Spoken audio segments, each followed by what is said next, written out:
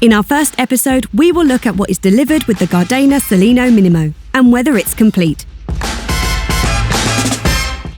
Small, fine, quiet, and easy to use via your smartphone using the app. Are you ready for the new Gardena Salino Minimo? Just because it's interesting, and besides, you also have to check and see whether everything is in there. The mower has to be in the box, naturally, including the user manual and quick start guide, as well as a form for product registration. When you do that, you get all sorts of additional services.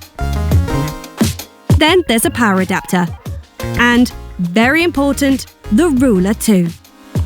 Then there are the screws for attaching the floor plate, cable connectors, and cable clamps to connect the cable to the charging station.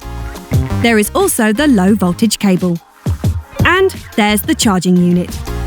The cable attachments are on the back with lots of hooks. The cable roll for the boundary and guide wires. But we'll explain later what that means. And don't forget, all the way at the bottom there is still the floor plate. And now for the mower itself. On the top of the mower, you'll find the super simple buttons for operating it. And here is the big stop button, the turnable back wheel, and the heart of it all, the free swinging precision blades.